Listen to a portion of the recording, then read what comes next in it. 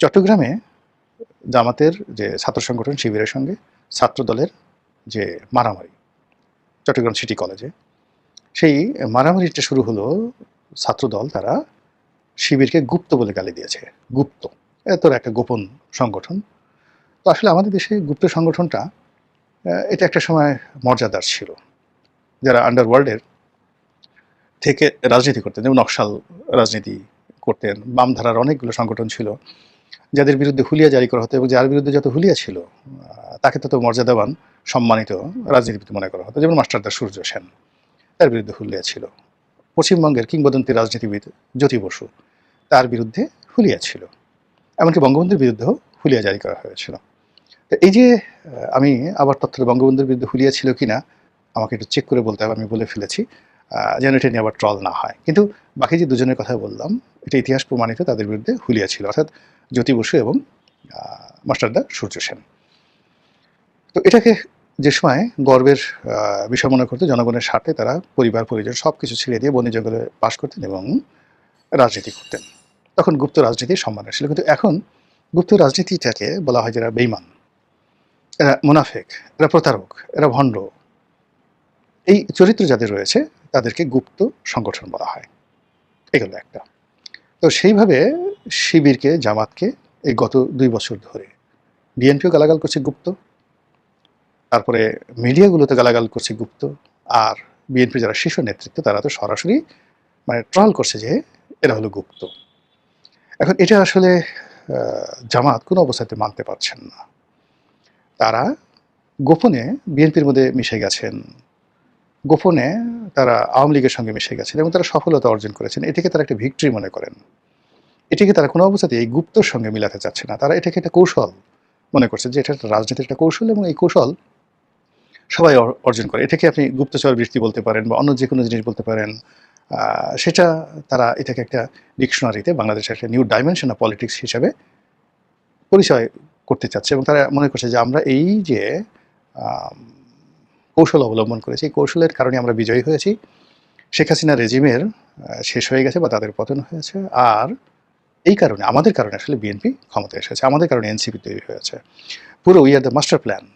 আমরা এই সব কিছু করেছি। আমরা ইউনুসকে এনেছি, আমরা আমেরিকাকে বাংলাদেশের ব্যাপারে ইনভলভ করেছি, আমরা ভারতকে নরম করেছি, আমরা চীনকে যা কিছু দেশে বিদেশে সব কিছু জামাত করেছে। এরকম যখন তাদের একটা মনোভাব, তখন তারা ধরে নিয়েছিল ইনের জমানাতে যে তারাই ক্ষমতায় আসবে এবং এদেশে একটা ইসলামী এমিরেট কায়েম হবে। কিন্তু পরবর্তীতে কিসে কী হয়ে গেল, হিসাব সব এলোমেলো হয়ে গেল। বিএনপি ক্ষমতায় এলো, তারেক রহমান সাহেব প্রধানমন্ত্রী হলেন, এটা জামাত তো আসলে মানতে পারছেন না। আর এই অবস্থাতে জামাতের মনে হলো যে আমাদের বাড়া ভাতে ছাই দেওয়া হয়েছে। ছাই দিয়েছে কে? বিএনপি দিয়েছে ছাই। তো যে বিএনপি তাদেরকে বাড়া ভাতে ছাই দিল, এখন সেই বিএনপি তাদেরকে গুপ্ত বলছে। এটা যতবার শুনছে ততবার তাদের মেজাজ গরম হচ্ছে, এবং এই মেজাজ গরম থেকে চট্টগ্রামের সিটি কলেজে মারাত্মক মারামারি হলো, সারাদিন মারামারি হলো। এবং এই মারামারির সময় যেটি হলো, কে বা কারা সেই শিবিরের এক কর্মীকে পিছন দিক থেকে চাপাতি বা রামদা দিয়ে কোপ দিয়ে তার পায়ের গোড়ালি কেটে ফেলা হলো। অতীতে জামাত শিবিরকে সবাই দায়ী করতো যে এরা রক কাটে, এবং রক কাটার একটা নিয়ম আছে, তারা কৌশল আছে, সেই কৌশল করে তারা রক কাটে। কিন্তু এইভাবে একেবারে হাতের কবজি মানে একটা কোপ দিয়ে মানে বিচ্ছিন্ন করে ফেলা, পায়ের গোড়ালি বিচ্ছিন্ন করে ফেলা, এবং সেই ছবিগুলো বিভৎস দেশে আসছে, এটা দেখা যায় না। এই কাজগুলো চট্টগ্রামে রিসেন্টলি হলো, এবং শিবির আক্রান্ত হলো। মানে শিবির এই কাজ করেনি, শিবিরের লোকে আক্রান্ত করেছে। কারা করেছে এখন এটা নিয়ে উত্তাল, এবং ওটা নিয়ে চট্টগ্রামে মারামারি হওয়ার সঙ্গে সঙ্গে আবার ঢাকাও উত্তপ্ত। ঢাকা বিশ্ববিদ্যালয় সেই উত্তপ্ত ছিল সারা রাত, নানা রকমভাবে কথাবার্তা হচ্ছে, এবং সবাই বলছে যে যেখানে যেখানে গুপ্ত দেখো সেখানে সেখানে থুথু মারো, থুথু মারো, এই ধরনের আওয়াজ তোলা হচ্ছে। আর এর অ্যাগেনস্টে মানে বিপরীতে জামাত এবং শিবিরের যারা লোকজন আছে তারাও অকথ্য ভাষায় একেবারে প্রধানমন্ত্রী থেকে শুরু করে বিএনপি যারা কর্তা ব্যক্তি তাদেরকে গালাগাল করছে। তারা বিভিন্ন স্লোগান দিচ্ছে, বিভিন্ন জায়গায় লেখালেখি করছে, এবং এই যে প্রকৃতির এই বিরূপ পরিবেশে রাজপথ যেভাবে ছাত্রদল এবং ছাত্র শিবিরের কর্মকাণ্ডের মাধ্যমে উত্তপ্ত হয়ে গেল, এটা যদি সরকার শক্ত হাতে দমন না করে, রাজনৈতিক দলগুলো নেগোসিয়েশন না করে, আইনশৃঙ্খলা রক্ষাকারী বাহিনী এখানে যদি ন্যায় বিচার প্রতিষ্ঠা না করে, তাহলে এই প্রকৃতির যে বিরূপ সময়, যখন এমনিতেই অন্তত 10টা সমস্যা, গুনে গুনে 10টা সমস্যা এমনভাবে বাড়ছে যা কিনা আমাদেরকে দুর্ভিক্ষের দিকে নিয়ে যাচ্ছে, যা কিনা আমাদের দারিদ্র্যের দিকে নিয়ে যাচ্ছে, যা কিনা আমাদের সামাজিক আনরেস্ট এর দিকে নিয়ে যাচ্ছে, অস্থিরতার দিকে নিয়ে যাচ্ছে, যা কিনা আমাদের রাষ্ট্রকে দেউলিয়াত্বের দিকে নিয়ে যাচ্ছে। এই সমস্যাগুলোর মধ্যে যদি আমরা ছোটোখাটো বিষয়গুলো নিয়ে, গুপ্ত নিয়ে, সুপ্ত নিয়ে ঝগড়া করি, বিপদ করি, মারামারি করি, কাটাকাটি করি, এটা এই রাষ্ট্র বহন করতে পারবে না, এবং এই মুহূর্তে না। ২ নম্বর হলো যে জামাত এবং বিএনপির সাথে তো আসলে দীর্ঘদিনের বন্ধুত্ব ছিল।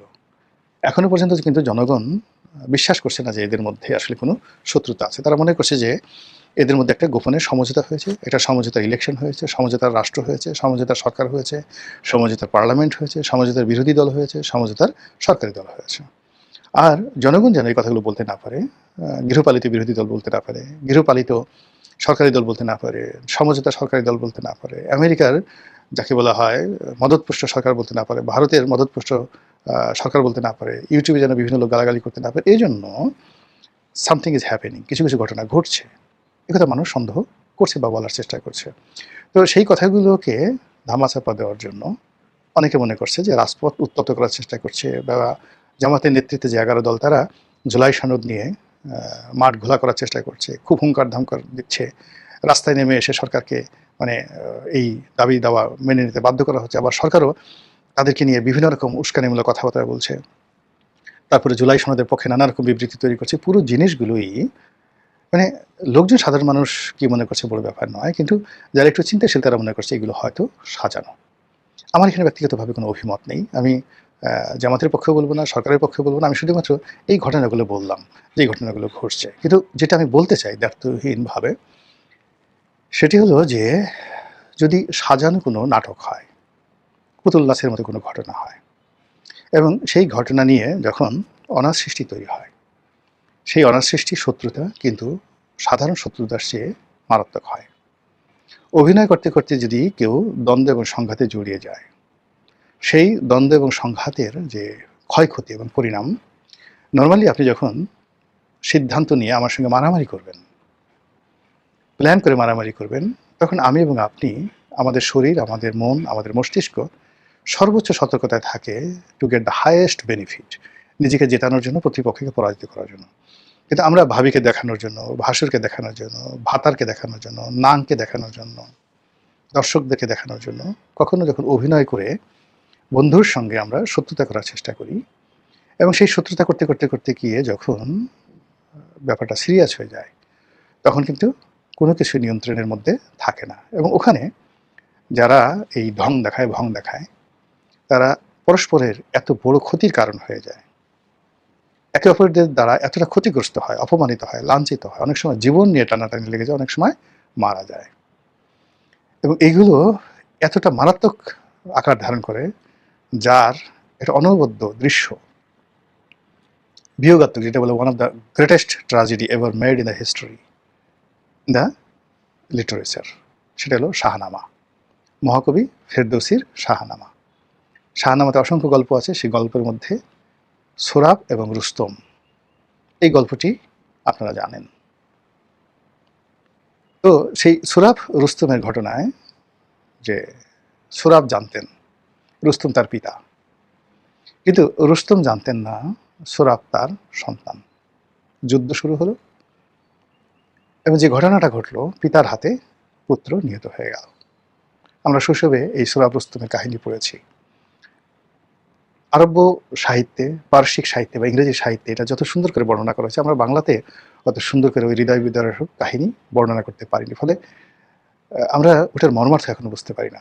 তো এরকম যখন রাজনীতিতে অভিনয় হয়, খেলাধুলা হয়, সাজানো নাটক হয়, সেই ক্ষেত্রে এরকম সোরাব এবং রুস্তমের মতো ঘটনা ঘটে, এবং সেখানে পিতার হাতে পুত্র মারা যায়, পুত্রের হাতে পিতা মারা যায়। একই ঘটনা, ঠিক এরকম সোরাব রুস্তমের মতো এরকম ঘটনা মহাভারতে ঘটেছিল, দুই ভাইয়ের সঙ্গে, একই মায়ের পেটের দুই ভাই। একজনের নাম অর্জুন, আরেকজনের নাম কর্ণ। দুজনের মায়ের নাম হলো কুন্তি। রবীন্দ্রনাথের একটা বিখ্যাত কবিতা আছে, কর্ণ কুন্তি সংবাদ, পড়ে দেখবেন। অর্জুন জানতেন না কর্ণ তার ভাই, কিন্তু কর্ণকে জানিয়ে দেওয়া হয়েছিল, তার মা বলেছিল যে অর্জুন তোমার ভাই, তুমি বড় ভাই, অর্জুন তোমার ছোট ভাই। তো সেই দৃশ্যে কর্ণের যে মর্মান্তিক মৃত্যু, সেটা মহাভারতে যেভাবে ফুটিয়ে তোলা হয়েছে, সেই দৃশ্য যেন 2026 সালের এই মানে গ্রীষ্মকালে প্রকৃতির এই বিরূপ সময় আমাদের ভাগ্যে না ঘটে, মহান আল্লাহর কাছে সেই ব্যাপারে পানাহা চাই। আসসালামু আলাইকুম রহমতুল্লাহি ওয়া বারাকাতুহু।